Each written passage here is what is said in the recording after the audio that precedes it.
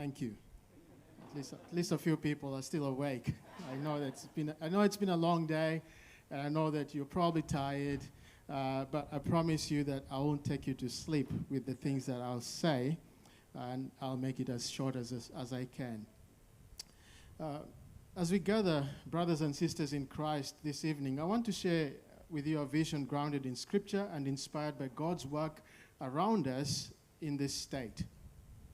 Now, Ephesians chapter 2, verse 4 and 5 says this: "But because of his great love for us, God, who is rich in mercy, made us alive with Christ, even when we were dead in our transgressions. It is by grace you have been saved." These verses remind us of God's incredible compassion and mercy toward us. And it compels us to extend the same grace and mercy to others. It's because of his mercy that we don't receive what we deserve. And it's because of his grace that we receive what we don't deserve. And as we think about these words, I want us to think about them within this context of Western Australia, where we are. Western Australia has become a vibrant, multicultural state, representing numerous religions, cultures, and peoples. This diversity is a unique gift that God has given to us. It presents us an opportunity to fulfill the Great Commission of Christ in very unique ways. Moreover, as we think about Australia, now in particular, McCrindle research has found that Australians are increasingly open to the faith in this post-COVID era, seeking hope, purpose, and connection. This is our divinely appointed time to share Christ's love with those who are hungry for it.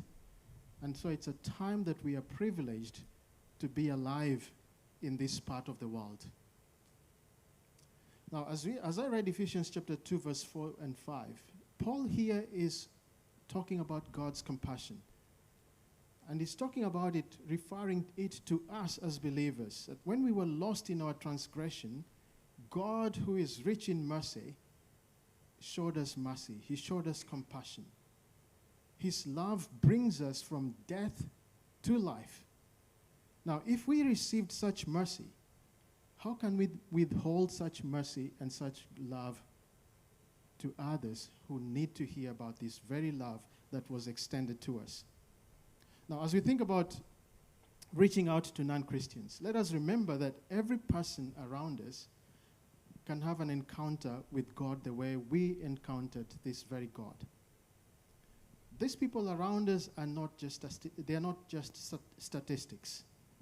These are souls that deserve to hear God's word, and they are waiting to hear the message of God's grace that we have heard and that has transformed us. This message that changed us is the same message that can change them. Now, I'm always inspired by God's compassion, and I remain confident that this is the same compassion that, as it was extended to me, can be extended to others around me, including people that I've never known or have never shared anything with. Knowing that even as I share my personal story with them, it can lead them to a point where they come to faith in Jesus. And so I do that. So what does it mean to be intentional in our outreach? It means looking beyond our church walls, where we are constantly comfortable, and engaging with communities where we are constantly feeling uncomfortable or unequipped to reach out to. And we can do that because God has given us an opportunity to learn how to build relationships with others as we have learned to build relationships with ourselves. It means also listening to others. It means listening to their stories, listening to where they have come from, listening to the way that God has journeyed with them. And it means also understanding their struggles. It means showing love to them in very tangible ways so that we empathize with them in their state. Now, it's impossible. It's really impossible to expect someone else to do the things that we are talking about with us without us modeling this to them in our daily lives. Whenever I travel, especially whenever I travel interstate, I order a ride share to talk to taxi drivers who pick me up. Now, the best part of this is that the names of the taxi drivers always appear on my phone. And so when the vehicle arrives, I already know the driver by name. And I call them by their name as I enter the vehicle, as if I've met them before, as if I know them. And I start conversing with them. And I mean, even before the vehicle arrives, I pray for this person. I pray for them. I've always prayed for them. Interestingly, I've never been given a ride by a Christian. It's usually a Muslim, a Buddhist, or sometimes people who don't have a faith. And since I've prayed for them, I just have this confidence that there will be a connection that I will make with them that will bring about a sharing of my story of faith with them. And as I start my conversation with them, it usually leads to sharing of the gospel and my testimony after listening to their story. There has never been a day that a driver was upset that I shared my story with them. Instead, they always thank me for sharing my story with them. In 2023, one driver gave his life to Jesus after I shared the gospel with him once, and he asked for my number so that the next time I went to Sydney, he's the one that I called, and he gave me a ride, and he gave his life to Jesus after only 2 occasions of sharing the gospel with him. I'm still in contact with him. And this is just one of the examples that I can share of how we can model Christ's love in our daily lives with people who are yearning to hear this and who are yearning to be loved by someone else to share this eternal message. And so I urge you to embrace this vision of a heart for the lost. Remember that our motivation is deeply rooted in God's mercy and compassion toward us. And as we contemplate on it, we will also learn to extend God's mercy and grace to others. As Ephesians chapter 2, verse 4 and 5 calls us to be instruments of God's compassion, because we have been saved by grace.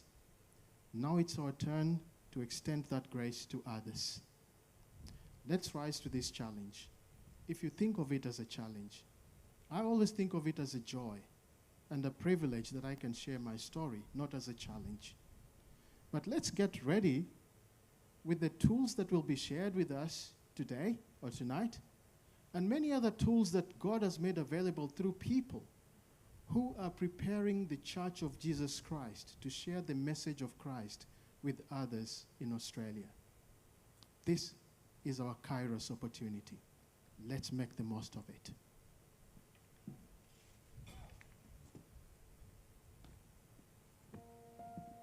God has given our family many gifts: children, finances, fulfilling careers, and a beautiful home.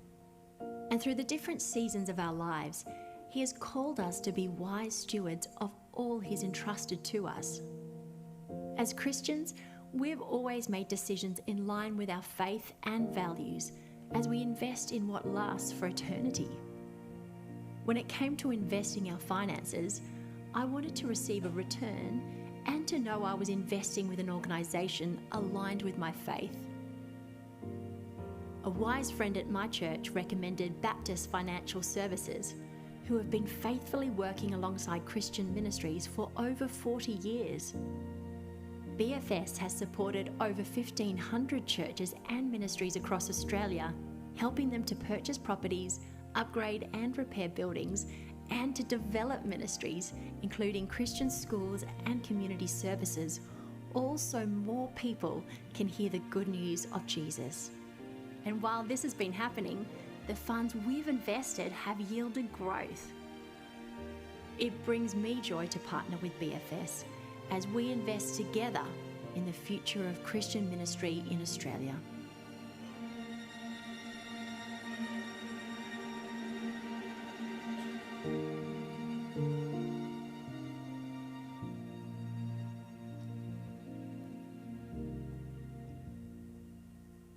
Hi, is that working? For those who don't know me, I'm the Relationship Manager for WA for Baptist Financial Services, and I'm here tonight because we believe and our mission is to see ministry thrive across Australia. And we believe what you're doing tonight in sharing resources is exactly doing that. So I'm just here to present who we are, introduce who I am, and if you're interested in joining in our mission, please come and see me and I have information. But I'm really looking forward to what we have to say tonight. Thank you.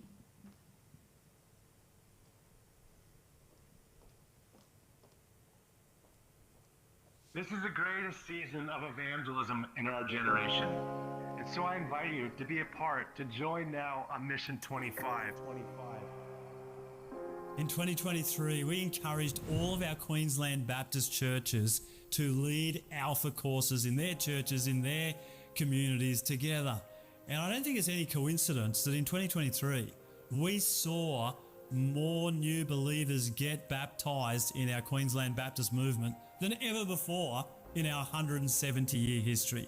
That's why I'm so excited about joining together, not just with churches in Queensland, but Baptist churches right around Australia as we lead Alpha courses together.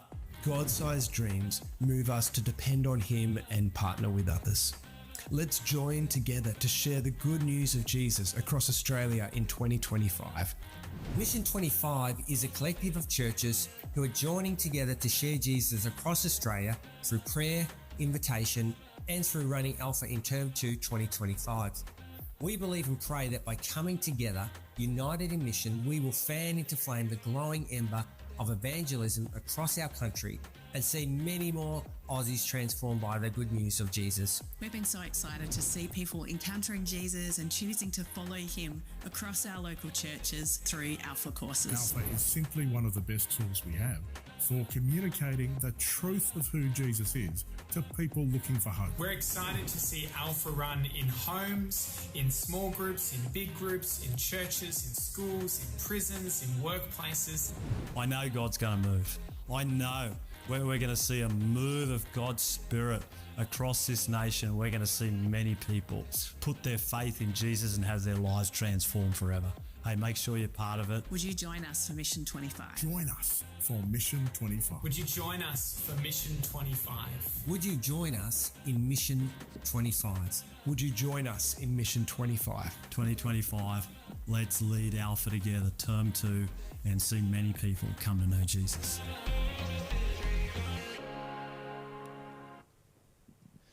Good evening. It's good to be with you. Before I share a bit more about Mission 25, can we just put a hand together for the Inglewood crew who are hosting tonight? We really appreciate Inglewood hosting and their team leading us in worship, helping with car parking and food and all the things. So thank you for hosting this event for us. Mission 25. My name is Dan McGression. I work as one of the team at Baptist Churches Western Australia. I'm also the rep for Crossover Australia, which is our shared organisation helping Australian Baptists share Jesus with their neighbours and beyond. Mission 25 has its origins out of Queensland, and this sense of coming together does something. That's part of what it means to be Baptist, isn't it? That we believe in something better together. That while we're local churches, actually doing this together does something. And what it does is it coordinates our efforts in prayer, in invitation, and in sharing the good news of Jesus. And mission is something that we all agree on and that we want to pursue. We believe wholeheartedly in sharing the good news of Jesus with others. So we're really excited about Mission 25. Bit of a disclaimer, Term 2 doesn't really matter. Alpha is a tool, but there's many other tools. The invitation is for us to rethink what does it look like for our local churches to get really serious and intentional about getting out into our communities and sharing the love of Jesus, yeah? So Alpha Term 2 is one way you can do that, but there may be a way that you can do that in your church as well. We're excited to see we've got 12 churches from WA already signed up that we know about. Many won't necessarily register, but 12 that we know about and more coming on board to run Alpha in Term 2. Including our church, we recently moved into a Christian school, but with non-Christian families. And we're partnering with the school to run Alpha into that community, and already seeing sign-ups of parents and ex-students who are interested in taking a next step to know Jesus. One of the things that I'd really want you to walk away from tonight is to see Mission 25 and the tools that we're going to present tonight, not so much as programs, but as a pathway. I think one of the great invitations for us in this season of evangelism in Australia is making sure that every one of our churches has a pathway, an on-ramp, an initial next step for people to come to know more about Jesus and to say yes to him for the first time or in new ways. If you want to find more about Mission 25 specifically, please use the QR code on here. You can also come and chat to me. We're really excited to have Carl Fays over from New South Wales with us. Many of you will know Carl. I met someone who was saying, I'm here because I follow a lot of Olive Tree Media's media and the work that Carl's doing with his team. Carl is an experienced Baptist pastor and been involved in Christian media and presenting and communicating for over 20 years, and has a real heart for producing material that connects with the everyday Australian and introduces them to Jesus. So Encounter is the latest series. Our church regularly uses Olive Tree Media's material throughout the year and have found it really fruitful. So it's great to have Carl here. Alpha is one tool for Mission 25. Encounter is another tool that might be really helpful, and we're really excited to have Carl in the flesh. My church is going to be jealous they get to meet you in the flesh. So Carl's going to come up in a moment, but first we're going to watch a video about Encounter. Thank you. When Jesus walked the earth, he had encounters with people seeking God. He reached out to the desperate and the outsiders. People often reject the idea of God or the supernatural. I knew I wanted a deeper life, as millions of people do. The reason I believed Christianity was true was I didn't want it to be. I went looking for Buddhism because I thought it would suit me. I went looking for Wicca because I thought it would suit me. I went looking for things I was interested in. But Christianity, or specifically Christ, came to me without me looking for them. There was a sense deep inside of me, a real hunger or desire for something else, and I knew it was spiritual. The question, therefore, is not, is there a God? But it's, what is that God like? And as Christians, our answer is Jesus. Encounters with the divine aren't just strange or unusual ancient stories. They are part of modern life. There was something about Jesus that made a tax collector get up, stop what he was doing, and immediately follow Jesus. I don't think every demon in hell could have stopped me from wanting and getting what was on offer from Jesus Christ. Who knew in the middle of your life, God willing, that such an encounter could still be available to you? I feel like God's made sense of everything that I've been through in my life. I heard this voice as a living voice, but I knew that something was happening, that I wasn't alone in my room reading this. Yeah. You know, that there was a divine presence. There is no way to argue that against that this man met God and God has changed his life. But I kind of called him out, and I was like, God, you know, now's your chance. Like, if there was ever a time, it's now.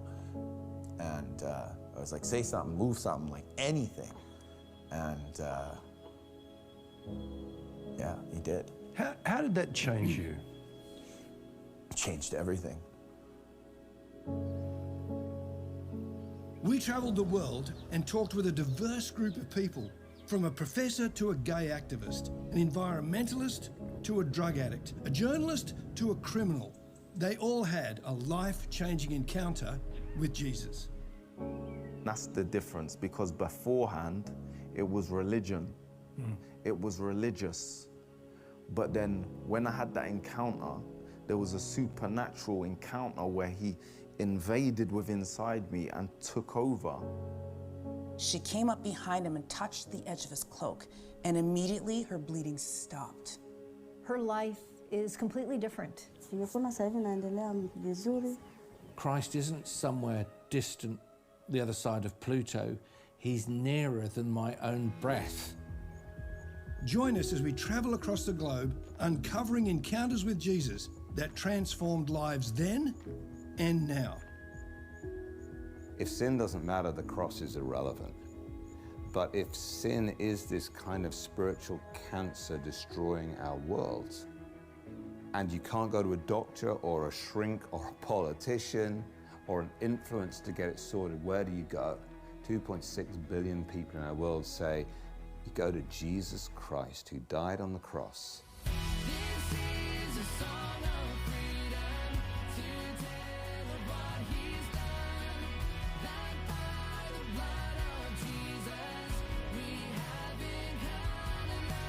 Our hope is that you too may encounter Jesus and find faith, hope, and life.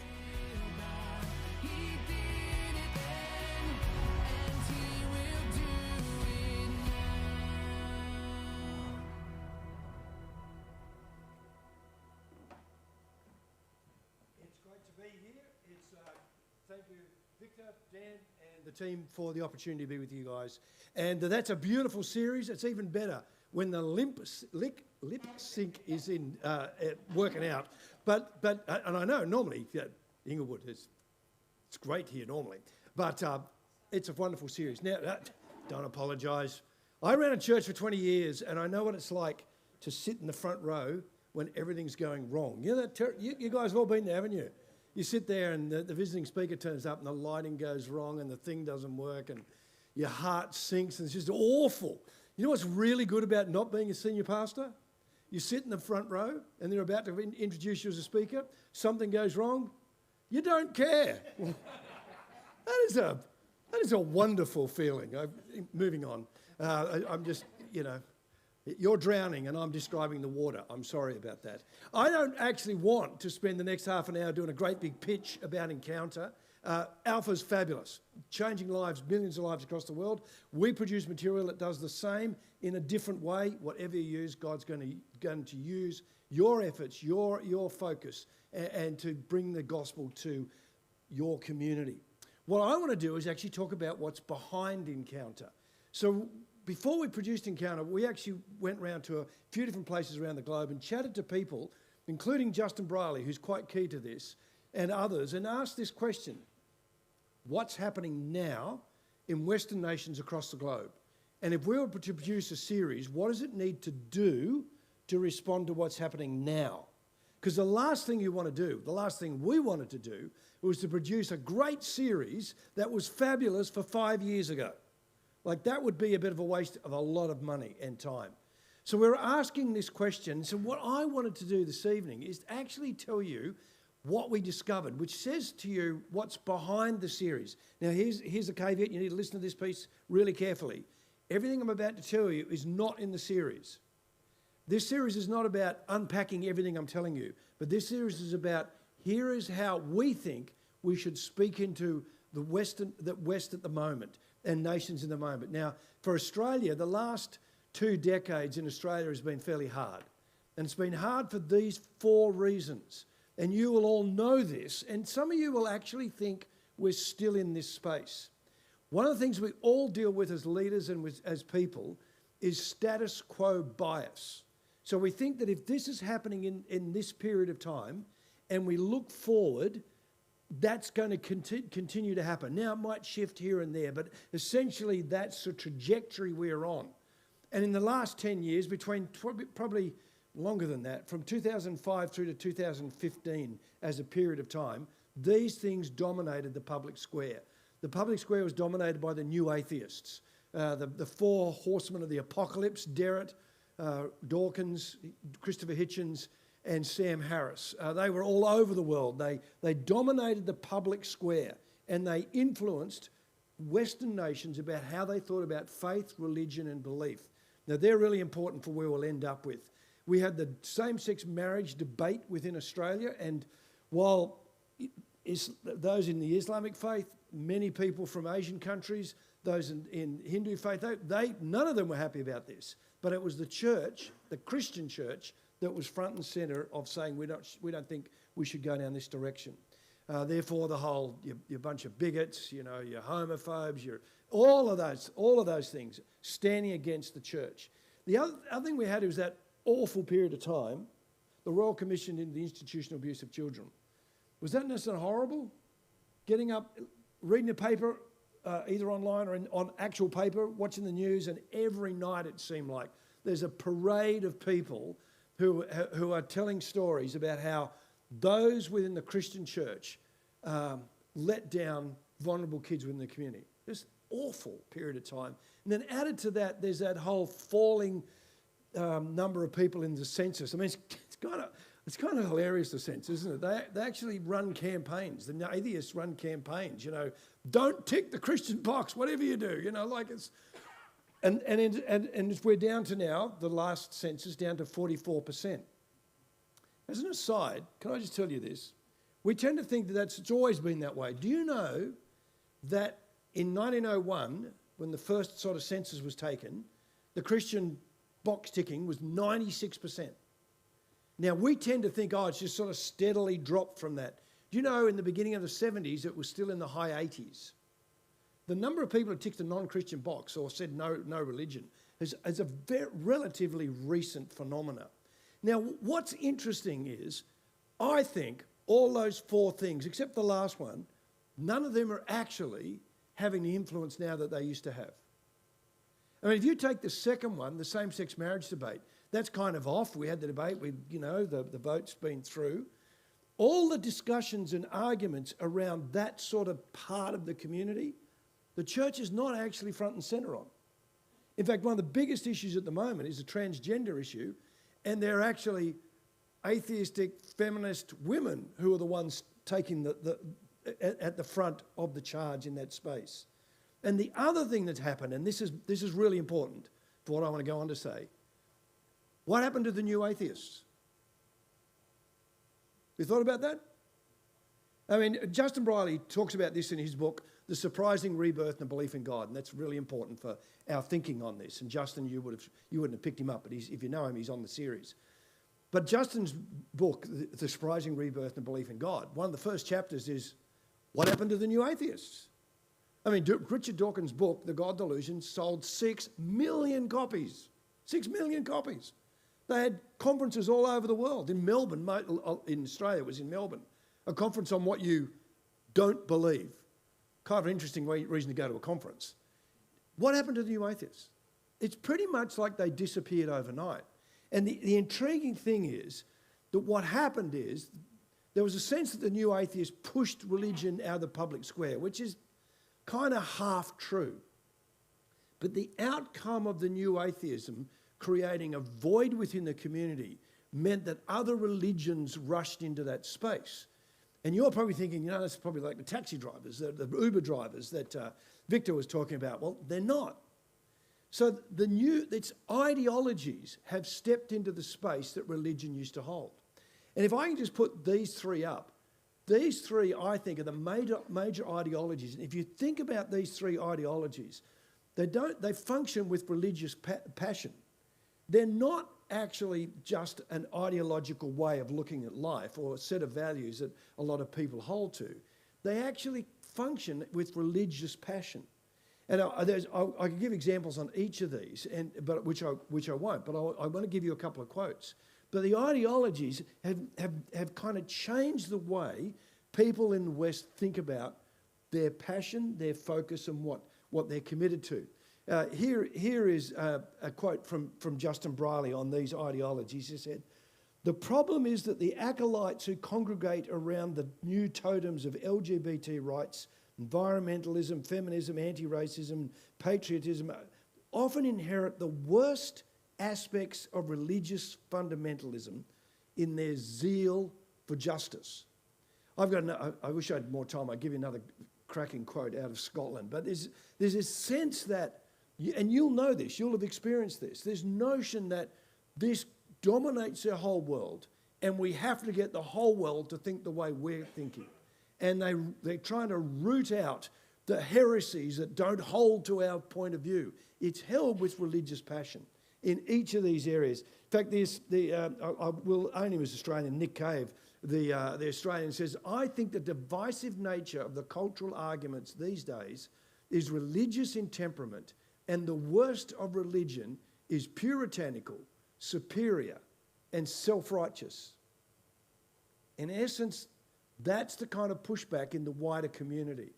And what's happening with these new ideologies is that they don't necessarily do all they need to take the place of faith, religion, belief. And what's happened in Western nations is that there is a spiritual void. And there is this, and people have written about this. We've got rid of religion. We've pushed it out of the public square. What a wonderful thing. We're going to be happy atheists for the rest of our lives. We're going to make that dominate the public square. Trouble is, it doesn't. And humanity abhors a void. And into that void, there's some interesting changes happening across the globe. I actually think it's not unlike Acts chapter 10. Now, there's a few differences to it, but let me just read the first couple of verses of Acts chapter 10. At Caesarea, there was a man called Cornelius, centurion in what was known as the Italian regiment. He and his family were devout and God-fearing. He gave generously to those in need and prayed to God regularly. Now, a whole bunch of you are church leaders who preach all the time, and I know you know this passage, but let me ask this question. If he wrote a theology of the God he was praying to, what do you think it might have looked like? Now, it wouldn't look like any of the things that we've just spoken about, but it mightn't have looked like Jesus, and it mightn't have looked like Yahweh of the Old Testament. But there was something within this centurion that was reaching into eternity and reaching into the divine and reaching into what he knew was out there. He just didn't really, it didn't seem like he had a framework. And what happens? He said, one day at about 3 in the afternoon, isn't that great that we've got a time frame on that? 3 in the afternoon, one day at about 3 in the afternoon, he had a vision. He distinctly saw an angel of God who came to him and said, Cornelius. Cornelius stared at him in fear, as you would. What is it, Lord, he asked. The angel answered, your prayers and gifts to the poor have come up as a memorial offering before God. Now send men to Joppa to bring a man back called Simon, who is called Peter. He is staying there with Simon the tanner, whose house is by the sea. What have you got in this little story? A devout, religious man looking for that sense of the divine, and God meets him. And something happens. If you went to status quo bias of what was happening in the early church at that point, the future did not look good. There was oppression, there was persecution, there was jailing, and while there was a few kind of green shoots of good outcomes, it was not a good picture. And yet, here's this guy that has probably never heard of Jesus, maybe in passing, probably doesn't know the Old Testament, we don't know, yet God meets him. And what we see happening, I think, in the West are green shoots of interest in the kingdom of God. Because what we have in this is a shift on the public stance of many prominent authors, academic thinkers, and cultural influencers. And this is really significant. And what's happening with these people is that into the void left by the new atheist, there's this sense of grappling about what we should believe in. And that the ideologies functioning as new religions are what frightens some of these people. Let me take the first name. You probably won't know this name unless you're in a particular zone of reading social media and cultural wars. A guy called Peter Bookashian. He was on Justin Briley's show. Now, if you don't know Justin Briley, for a long time he ran a show called Unbelievable, and it was on the Premier Radio in London. And what he would do is he would get a prominent atheist and a prominent Christian to kind of, in particular areas, to have discussions on what they held to and what they believed. It wasn't a rude, obnoxious arguments, they were just good discussions. And Justin Briley was well known for this. He's an incredibly bright man himself. In about 2010, Peter Bookashian released a book called A Manual for Creating Atheists. Want to create an atheist? Here's the way to do it. So you get his world view. So a couple of years ago, Justin Briley contacted Peter McCash and said, look, I'm doing another debate. I think you would be good in this space. Would you come on the show? And his answer was, I've shifted. Now, what's really important about the people I'm about to tell you about is that they're kind of like Cornelius. They're not Christians. Peter McCashin wasn't saying, I've seen the light, I'm following Jesus, I can't come on your show as an atheist. He's saying that what he's contending against is different to what he was contending against. One of the things that Peter McCashin did, and a couple of people, you might have heard this story, it's a couple of years ago. Oh, no, I can't tell you. Look him up. Let me tell you about it. Oh, okay, Victor, I'm going to be late. They made me do it. He actually, with 3 other colleagues, wrote 3 papers that were peer-reviewed and to put into academic journals. And they were absolute rubbish. And the guys that wrote it as absolute rubbish. It was things, I've got to write down the actual names of the papers, but one of the papers was something like, the sex lives of cats. It was like just crazy stuff, like absolutely crazy stuff. But all they did was put in the right words and the right phrases and the right concepts, and it sailed through. And after these 3 papers, I think it was 3 were published, they came out publicly and said, that was a total scam, which demonstrates the shallow and fake nature of modern academia. He's not particularly well liked now. But he sees what a lot of people will characterise as woke culture. He sees that's the problem we're dealing with. That's the new religion. Where he stood against religion in the past, that's what he's standing against now. The next is Tom Holland, not the Spider-Man actor. Tom Holland, yes, I know, there's deep disappointment in the room, deep disappointment. Some of you will know Tom Holland. He's spoken about quite a bit. Again, Tom Holland is not a Christian. I'm going to come back to a quote of his later, but Tom Holland was an expert in the Greco-Roman world, loved the Greco-Roman world, studied it, wrote books about it, did some docos on it. And then he went through this sort of crisis because he's looking at the Greco-Roman world. And by the way, his book is Dominion. It's about 400 pages. Or you can look up his New Statesman magazine article, which is 3. And it's free online if you can find it. And the New Statesman magazine article, which I read, and a lot of Dominion as well, basically was looking at the Greco-Roman world and he's saying, how come the Greco-Roman world, their values are morally abhorrent? Like you look at the values of the Greco-Roman world, it's awful values. They went into the Gauls, which we would now call France, killed 1 million of them and enslaved 1 million more.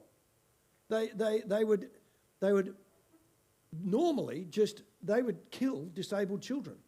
And it wasn't seen as negative, that was an index of their moral virtue, as Holland would say.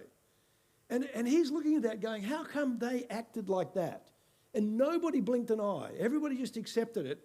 And now if people did that today, that would not be allowed, even in kind of what you would say secular communities. Why is that the case? You know what his answer is? Jesus of Nazareth. And he actually comes, the final paragraph of his article in the New Statesman magazine, he says, what I've come to realise is while the pews in Western churches are emptying out and they're not as full as they used to be, what I've come to realise that in my values and my morals, I'm not Greek or Roman at all, but thoroughly and proudly Christian. Now, I'm going to give you another quote from Holland later, but these people are in the public square. Jordan Peterson. Now, as soon as you mention Jordan Peterson, half the room go, fantastic, the other half of the room are ready to leave. Jordan Peterson is a divisive character, but Jordan Peterson is bringing people to church and to faith. Now, there's if you read Greg Sheridan in The Australian, about 3 months ago, he wrote an article where he's got Jordan Peterson as a Christian. I'm not sure. Like, I don't think he ticks that box. For those of you who don't know, he's released a new book. His other book was called, there's one from a few years ago, but his other well-known book was 12 Rules for Life. And as a matter of interest, I think it's a good read. There's a lot of very helpful stuff in it as soon as you get past the lobster in the introduction. But after that, it's very good. His new book is called We Who Wrestle with God. That's his new book. And that is unreadable. I read the introduction. I still have no idea what he was talking about. The guy's brilliant. But there's this sense of wrestling with faith. Now keep in mind, hear what I'm saying. Compare these people to Dawkins, Hitchens, Derrett, Harris. They dominated the public square a decade ago, and we thought that's what we would live with into the future. These people are in a totally different spot. Russell Brand has been baptised. Russell Brand actually got in trouble because he baptised a friend. Not because he baptised a friend, but because he did it in his underwear. And people were asking some fairly serious questions about his choice of wearing what he wore when he was baptising a friend. Russell Brand. Now, Russell Brand, there's a whole bunch of issues around Russell Brand, but there's quite a significant change in his life. Douglas Murray has written a book called The Madness of Crowds. He's written a book called The War on the West. Absolutely brilliant, absolutely brilliant. Gay men. None of these people are Christians. But what they're saying is where the West is going is a dead-end street. And the last is Niall Ferguson. Now, I'm going to talk about Niall Ferguson's wife in a moment. Niall Ferguson was in an article that Greg Sheridan wrote, and Niall Ferguson's quoted in that article as saying, myself and my wife and my kids have all been baptised. And we go to church every week. And it's incredibly important for us. Niall Ferguson is one of the better-known historians globally. Now, what are you seeing with these people, and there are others, is a real shift in their view on faith, religion, belief, and spirituality. So Justin Briley says this quote. I'll read it off the screen. You can watch the screen behind me. Nowadays, the most well-attended events are for an altogether different kind of conversation between a new breed of secular thinkers who are reconsidering the value of Christianity and asking the big questions around meaning, purpose, and identity. So what's happening is that you have these remarkable shifts in people's lives. Look at this statement from Ayaan Hirsi Ali. I know that's gone already. I'm going to tell you who she is. Just stay with me. So Ayaan Hirsi Ali was born in Somalia. She then moved to Nairobi in Kenya. She was radicalised by the Muslim Brotherhood in Kenya. She then moved to the Netherlands. After the Netherlands, she was moved to England. She spent some time in the US. When she moved to the Netherlands, she got involved in the new atheist movement and was well known as an atheist. In fact, she wrote a book called Infidel, which was kind of against the Islamic faith. And when everybody would come out and say Islam is a religion of peace, she would write articles which said, no, they're not. This is what they think. This is what they do. Now, the intriguing thing is that, she was a friend of Richard Dawkins, Hitchens, totally within that world. Here's a quote from an article that she wrote in Unheard magazine in November 2023, not that long ago. And she wrote this: I have also turned to Christianity because I ultimately found life without any spiritual solace unendurable, indeed very nearly self-destructive. Atheism failed to answer a simple question: what is the meaning and purpose of life? You have this coming up, lots and lots and lots. Justin Briley wrote this article. Giles Coren is a food reviewer with the Times in London. This article is from 2 weeks ago. This is now. And he said he went to a Lenten service, first Maundy Thursday. Baptists not very big on that, I know, but Maundy Thursday turns up, he's at this service, and this is what he writes: I knew immediately what I was giving up for Lent this year: atheism. He grew up a Jew, Jewish background, hadn't been to church at all. He goes on to write this. There's a bit at the end which is hard to understand, but just stay with me. It wouldn't be hard because my atheism has waned in recent years anyway. Now just think about this. Where have you heard these sorts of words before? Belief waning. And this is in the middle of the new atheist movement. This is what people were saying about religion. I turned up to church, but my belief in God has waned. And he's playing off that. It wouldn't be hard because my atheism has waned in recent years anyway. I gave up not going to church some time ago. Isn't that an interesting phrase? I gave up not going. In other words, I'm going. Most Sundays I am there praying, singing, another lapsed atheists, hoping that the non-existent God who has brought up, who he has brought up not to believe in, doesn't see. Now that's a weird last sentence, but can you see his play on words? I'm a lapsed atheist. Niall Ferguson said, I'm a lapsed atheist. You've got more and more people in this space. And what you have in this space is people who are taking the time to demonstrate that Christian faith has had a positive influence on the West. Now, remember that Christopher Hitchens' book, God is Not Good, How Religion Poisons Everything. So in the middle of the New Atheist movement, that was the kind of framework of the writers, thinkers and academics. This is a longer quote from Tom Holland. To live in a Western country is to live in a society still utterly saturated by Christian concepts and assumptions. 2,000 years on for the birth of Christ, it does not require a belief that he rose from the dead to be stamped by, the formidable, indeed inescapable influence of Christianity. The West, increasingly though its views may be, remains firmly moored in its Christian past. That is from the introduction of dominion. So what is he saying? The world that we live in the West was formed by Christian faith. Christopher Hitchens, religion poisons everything. Tom Holland, religion gave you the foundational values that you love the most. So there's a totally new conversation going on. And that happens. And then the last thing to say, isn't that great news? Given I'm over my time almost. The last thing to say is that Gen Z has a deep faith interest. Now, I think, Victor, did you mention that? Yes, somebody mentioned that earlier. That was Dan. Somebody, that was very interesting. Mentioned this, that there's a really interesting shift. Again, let's go back to that bias of status quo bias. And there's this notion that, you know, the builders, the oldest generation were the most religious, and it just sort of drops all the way down, and millennials, Gen Z, no interest at all.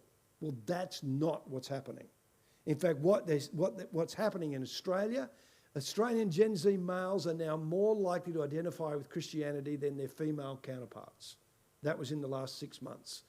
40% of males under 25 identify as Christian, compared with just under 30% of young women. Now, if you go to the UK, this is how the Times in the UK. The first one is identify as an atheist, and the lowest number identifying as an atheist is Gen Z. In identity as being, like, identify as very or fairly spiritual, the highest is Gen Z. In fact, there's an article in the Sunday Times this week, just in the last 2 days, talking about the growth in the sales of Bibles in the UK, which have grown, which is actually growing, where most other sales of printed matter and books are falling, and the group that's buying the most would be Gen Z. There's something going on there. And the other thing that's impacting Gen Z is, this is in South Korea, US, Germany, and the UK. And essentially all you need to know about this is the growing distance between young men and young women in their political leaning.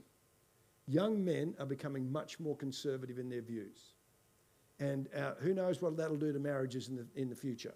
But what we're seeing is quite a shift. Now, where is this shift coming from? Well, basically, you've got a whole bunch of young men who are trying to work out what it is to be a young man.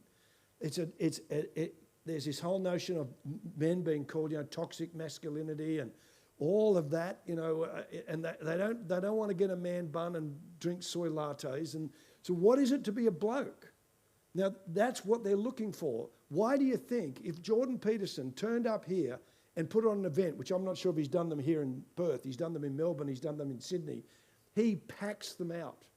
5,000 to 8,000 people turn up, and they're mostly young men. That's the audience.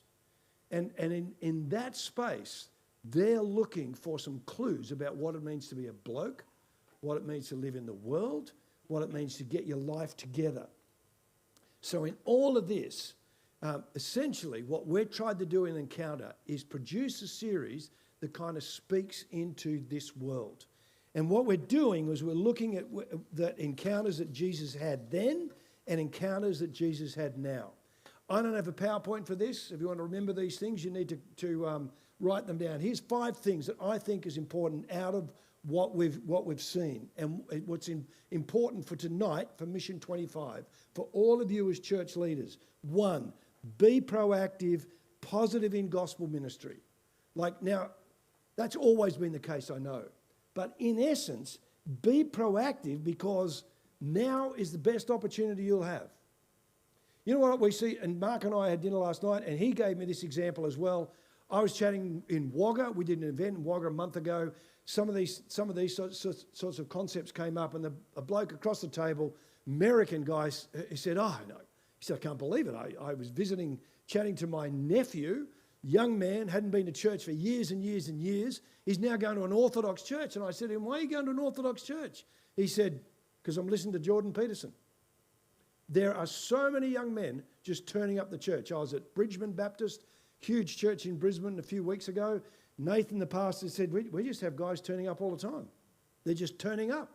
And it's not, they're turning up because they've already gone through the process of what they believe. Now they're going to find a church to meet in. Now, intriguingly, assume in all of this, be proactive, and secondly, assume belief and interest. Don't assume an atheistic mindset, because that's not totally gone. There's always going to be that, but it's a very different world that we're in. So when you have conversations, assume belief, don't assume disbelief.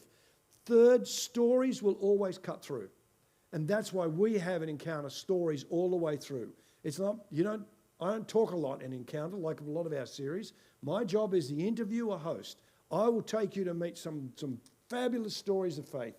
And it's in the stories that the gospel is shown absolutely clearly. Don't be disparaging of voices close to the kingdom. And I would say there, and I meet these people all the time, who are dismissive of people like Jordan Peterson and dismissive of Joe Rogan and dismissive of some of these people because they don't like some of the things that they do or where they stand. And this is a patronising thing to say. I get that, but it's not helpful because it's making a huge difference. Some of these people are very close to the kingdom of God. Don't assume or pretend that they're Christians, but recognise, I think, the good kingdom that they're doing. As an aside, on the men issue, Jordan Peterson is not Andrew Tate.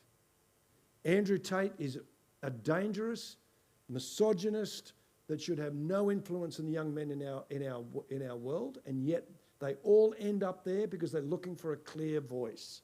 So in this space, just don't write off the people who've got positive things to say. And 5, lastly, keep it weird. Now, you know what our services have become? And I ran a church for years and my service was like this as well. And this is a comment that somebody said, Protestant churches, they're pretty much a Coldplay concert with a TED Talk.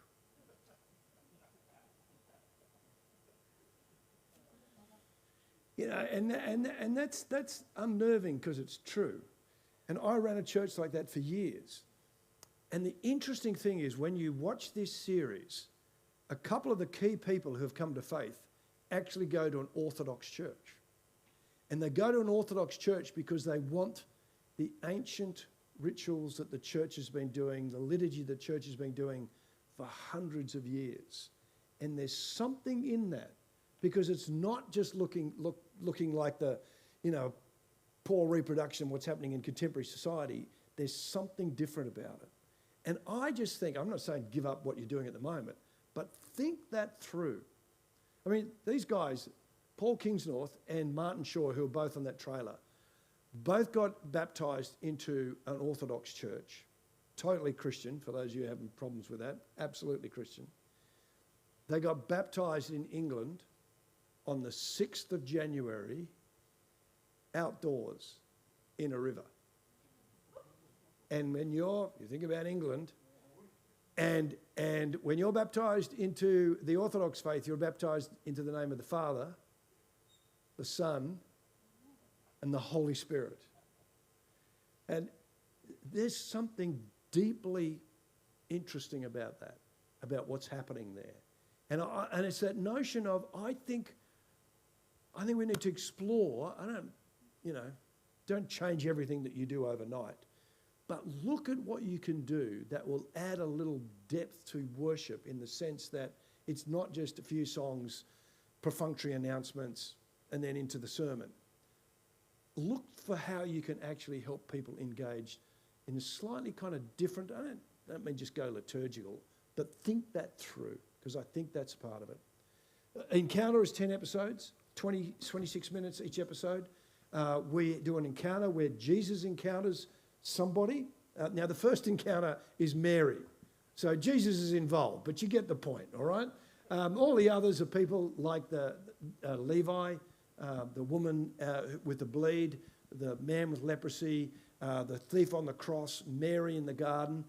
And Mike Bird and Lynn Cohick give a bit of a theological framework, like cultural theological framework, to what that encounter is like. That sounds boring, but it's very interesting.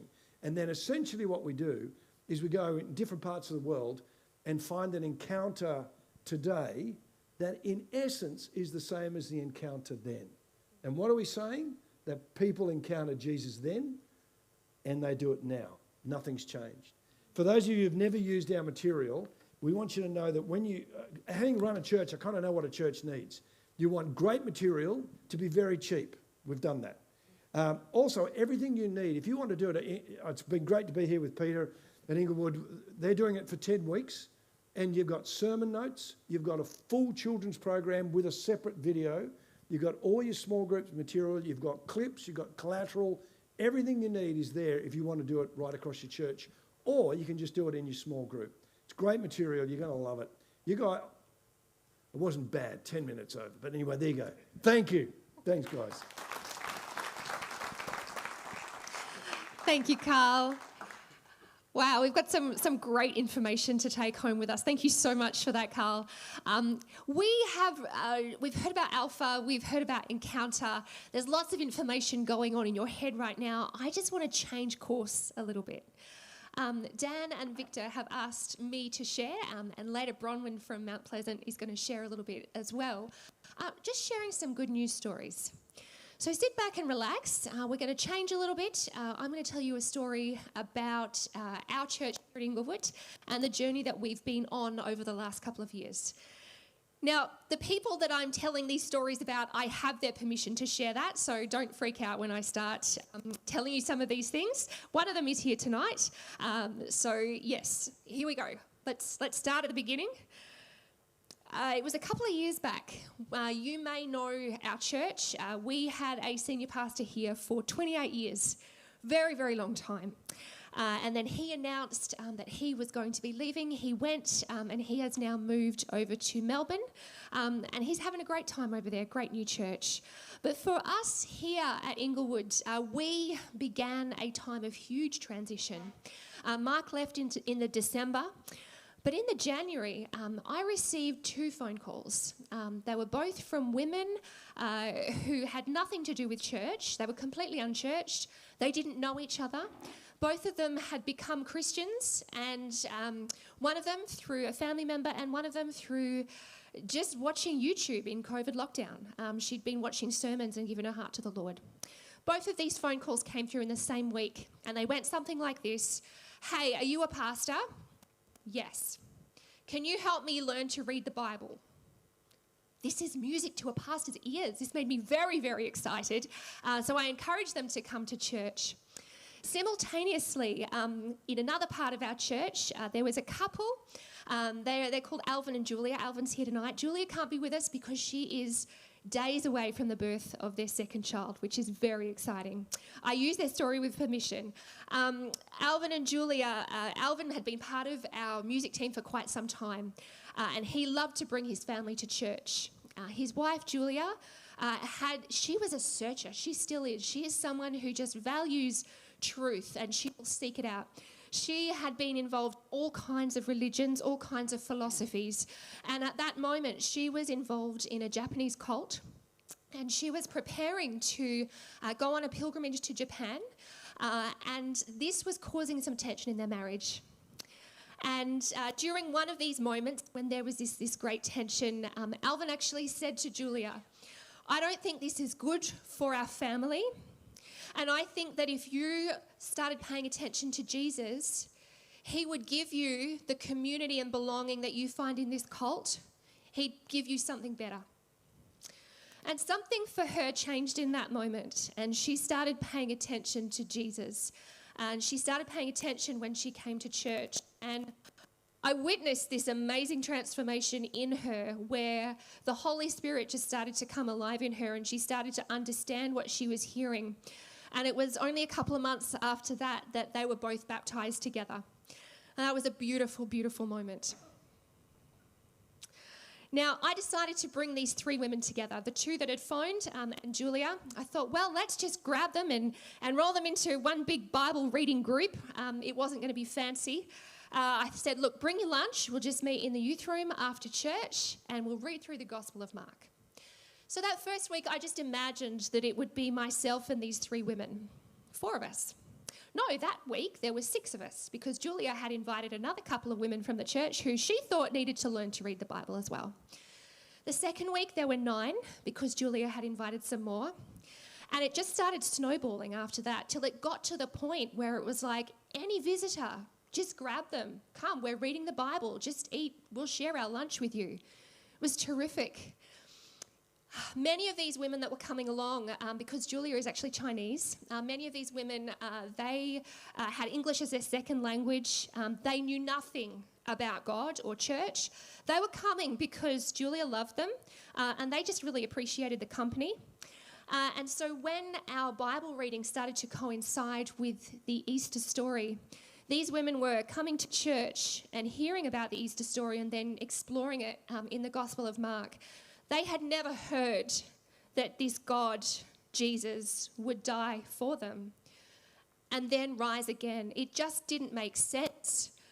And this Jesus character that they had explored and they had followed right through the Gospel of Mark, they'd grown to really love him, and yet he was killed. What a terrible story. And then he rose again. You could just see the light bulbs just pinging in their brains. So we got through Easter, and Mike Bullard was our interim pastor, and he said, well, Shell, how are we going to follow this up? How about we do an Alpha course? So we ran an Alpha course here. We ran 3 tables. We ran one discussion table was Mandarin speaking. Then we had 2 tables of English speaking. We really did want to run a Chinese Alpha. That is available. Really great product, but we just didn't have the leaders to do that at the time. So we ran Alpha. Alpha was a huge success, and probably a huge part of that success was down to the Bullard family.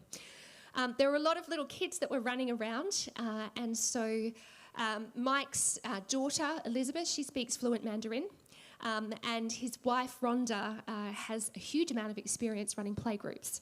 So they decided to run a Mandarin playgroup while Alpha was going on. Now, many of these women, they had come out from China, Taiwan. They were raising children without their mothers here. So the very fact that someone would be there to take care of their children while they learnt about Jesus, that was huge to them. They said, I feel like you want us here in the church. They looked to Rhonda like she was a mother figure. They looked to Elizabeth like she was a sister. And that was really powerful. But then what were we going to do with them? So then we ran a baptism course. And later that year, we actually baptised one of these ladies who had started reading the Bible. She'd had no idea who this person Jesus was at the beginning of the year. But through coming and reading the Bible, through going to Alpha, she gave her life to the Lord and we baptised her. That was great news. Okay, but then the story continues. These people were so excited to be a part of this Alpha group. We were continuing, more and more people were coming to our church that were Mandarin speaking. And it was like there was a little church that was growing within our church. And what do we do with that? When there wasn't a course that was running straight after church, they would just continue to hang out with Alvin and Julia. They'd often go back to their home. They would kick on till about 4 p.m., just being community together. And it was beautiful to see. And you know what? Alvin and Julia were living out the promise that God had made to them.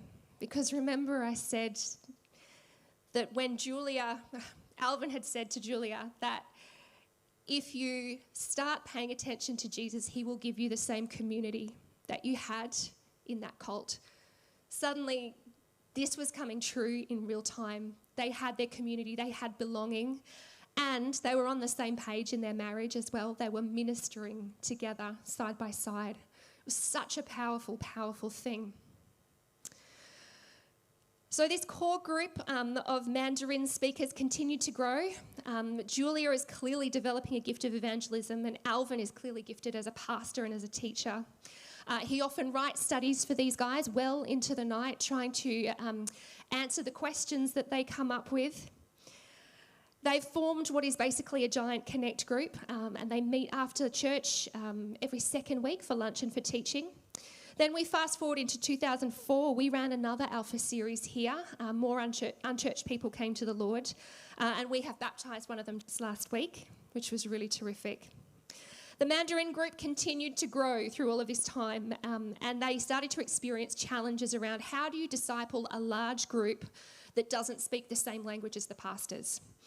So as a pastoral team, we started to explore this. I ended up writing a course which I named Welcome to the Bible, and it was to answer two questions. What is the Bible, and what do we do with it? And when we ran the course, we ran a table, again, like we did with Alpha, a table in English and a table in Mandarin. And that was really terrific. That was a heap of fun. More broadly, in 2024, this was a year of enormous change for us as a church. We finally had a new senior pastor, and so things started to change a little bit. We were looking to the future and what we would do as a church, who we would become. And in part of that process, as many churches who experience transition like this, some of the faithful few that have been hanging around a church for many years, they feel the call of God to actually move out into a different season and leave the church. That's a natural part of transition, and we grieve the loss of some really terrific people and wish them well in their new season and in their new churches. But it did really leave a hole for us. But at the same time, God continued to send people week after week, not just Mandarin speakers now, but people from all over. And suddenly we were realising that our church demographic had changed considerably. And so Peter actually was contacted by Interserve, and Deshaun is here tonight. We actually did a course through Interserve called Changing Lanes, and it was all about how we could change the way that we did church in order to make it feel like home for other people. Now this Mandarin group, I really feel like we shouldn't call it the Mandarin group anymore, Alvin. We have South Americans, we have Filipinos, sometimes we have Iranians as well. And it's now too large to fit in Alvin and Julia's house. In 2024, the end of 2024, Peter was introduced to the Encounter series, and we have just started doing that as a church. Well, when I say started, we started in February, so we're now up to week 7. We're about to preach on this week.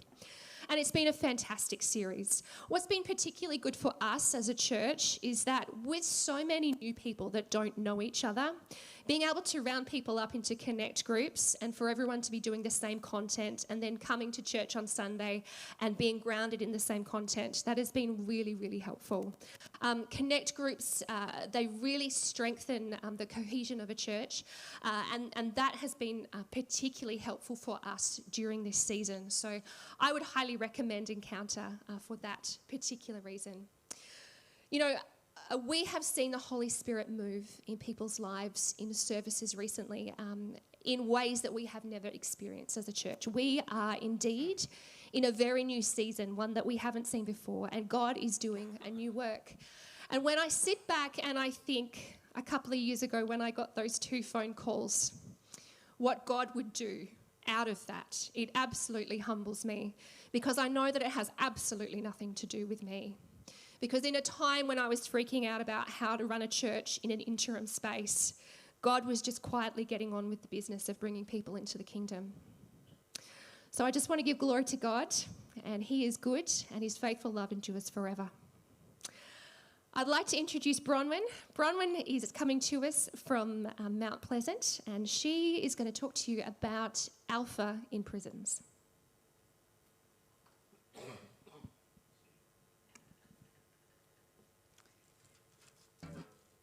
Good evening. This is a bit overwhelming for me because I'm not a pastor, and I've been in prison ministry for a number of years, and that's my only experience, so please bear with me. It's a joy and a privilege to minister to the precious souls within prison walls. I've had that privilege over the past 15 years of visiting female prisons and as part of a prison fellowship volunteer, but also most recently, and this is thanks to our new senior pastor, Jonathan Anthony, most recently as a Mounties Alpha volunteer. And I know the deep gratitude and appreciation felt by these, the most vulnerable and hurting members of our society, that someone would volunteer to give up their time and come and visit them. Many behind bars are from our First Nations, and the Prison Alpha series acknowledges this, being respectful to culture, showing footage of Indigenous peers travelling the same journey, those finding hope and freedom in Jesus, which makes it more meaningful and identifiable. Continuity of entry is always an issue in prison ministry, but this word encounter, thank you Carl Faes for this word encounter, that's all it takes, is just one encounter to save and transform the life of anyone with ears to hear and an open heart to receive. And I've had the privilege of walking that journey with many, many women over the years. We're so blessed at Melaleuca Women's Prison recently, during the Alpha course, to see one precious lady, one of our beautiful redeemed souls, who had experienced this life-transforming encounter. She was such a beacon of light that she was out there evangelising to everyone who would listen to her and bringing people in to welcome them into the kingdom. She was a true disciple. She was a broken, hurt woman who found Jesus and had been set free. To me, the most important part of prison ministry is love. It's the peaceful presence and unconditional love that God's people bring. This unconditional love and peace is something that all their souls long for, something they've always searched for, something that has always eluded them, something only Jesus can bring. And that kind of love breaks down all barriers. It is an incredible honour to stand on holy ground within those prison walls, to be the hands and feet of Jesus and to bring hope to the hopeless. He shines his light, you see, and the darkness just disappears. He gives insight into the possibility of a new life, set free from self-hatred, anger, guilt, and despair. You see, this is my story, albeit by God's grace alone, without the physical prison walls, but nonetheless, I was imprisoned by my own self-loathing, my own unworthiness. So I know full well the despair and self-hatred, the guilt and the unforgiveness.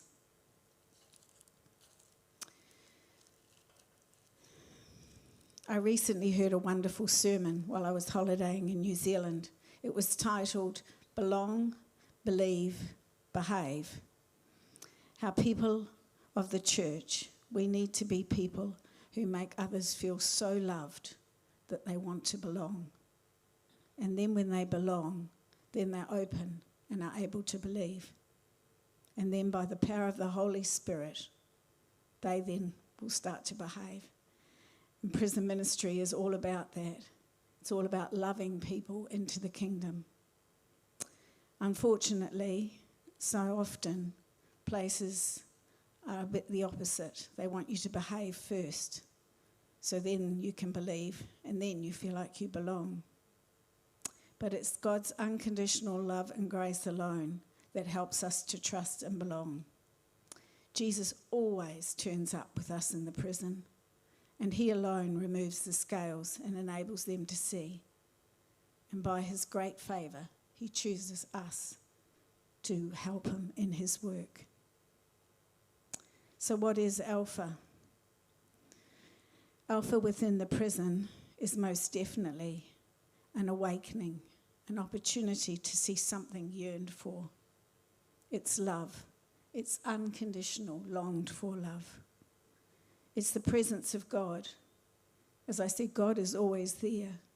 So they actually enter into the throne room of grace when they come into this really unadorned little room, and they become aware of his holy presence. It's hope. It's hope that there is a new beginning, that our past may actually be wiped away. It is a new life, being born again, given another chance. Billy Graham said, you can't change your past, but you can determine your destiny by choosing for Christ. Then Jesus changes your past, wipes away all the sins of your past, and gives you a new beginning. And this is what prison ministry is all about, and this is what Alpha is all about. God is at work in the darkest of places. He's setting captives free, and he's transforming lives. How blessed and honoured are we to be part of that journey. Thank you.